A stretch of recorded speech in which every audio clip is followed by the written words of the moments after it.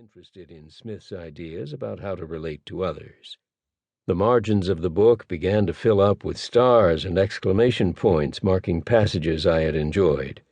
By the time I finished the book, I wanted to shout from the rooftops, "It's a marvel, a hidden gem. You've got to read it." The book changed the way I looked at people, and maybe more important, it changed the way I looked at myself. Smith made me aware of how people interact with each other in ways I hadn't noticed before. He dispenses timeless advice about how to treat money, ambition, fame, and morality. He tells the reader how to find happiness, how to treat material success and failure. He also describes the path to virtue and goodness, and why it's a path worth pursuing. Smith helped me understand why Whitney Houston and Marilyn Monroe were so unhappy, and why their deaths made so many people so sad. He helped me understand my affection for my iPad and my iPhone, why talking to strangers about your troubles can calm the soul, and why people can think monstrous thoughts but rarely act upon them. He helped me understand why people adore politicians and how morality is built into the fabric of the world. And even though he's the father of capitalism and wrote the most famous and maybe the best book ever on why some nations are rich and others are poor, Adam Smith, in The Theory of Moral Sentiments, wrote as eloquently as anyone ever has on the futility of pursuing money with the hope of finding happiness. How do you reconcile that with the fact that no one did more than Adam Smith to make capitalism and self-interest respectable? That is a puzzle I try to unravel toward the end of this book.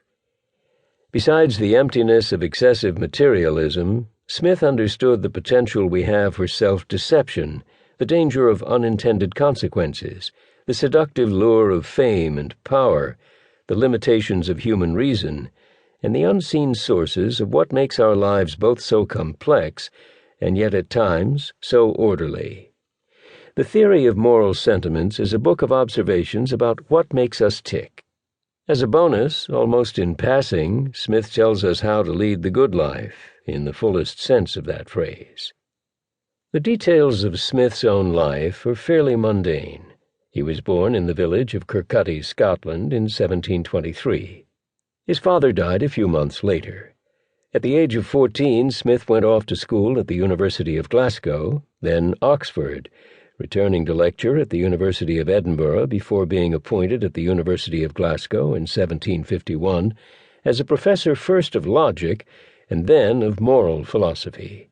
His mother and unmarried aunt joined him in Glasgow at the house provided by the university. In 1763 he left academic life for a more lucrative job, tutoring the wealthy young Duke of Buccleuch. This must have been a rather dramatic change of pace for the 40-year-old Smith, giving him an intimate look at the lifestyles of the rich and famous of his day. For 2.5 years, Smith traveled in France and Switzerland with the boy, and along the way met some of the great European intellectuals of the time, including Voltaire, François Quesnay, and Henri Jacques Turgot. After returning from Europe, he spent the next decade in Kirkcaldy and then London, working on The Wealth of Nations. In 1778, Smith moved from London to Edinburgh to live with his mother and several cousins. That same year he was appointed one of the 5 commissioners of customs in Scotland, leading a bureaucracy that sought out contraband and collected duties, or what we now call tariffs. Perhaps the most influential defender of free trade in the history of political economy, spent the last years of his life reducing the flow of smuggled goods and collecting taxes for the government from importers. Other than his time in Europe, Smith appears to have led what most would call a particularly unexciting life. He was a lecturer, a professor, a tutor, 3 jobs that are renowned for being removed from what might be called reality. Joseph Schumpeter wrote, "No woman, excepting his mother, ever played a role in his existence. In this, as in other respects, the glamours and passions of life were just literature to him." Schumpeter exaggerated a bit, but Smith never married. He died in 1790 at the age of 67. Such was Smith's outer life. But what about his inner life? No journal or diary survived Smith's death. He asked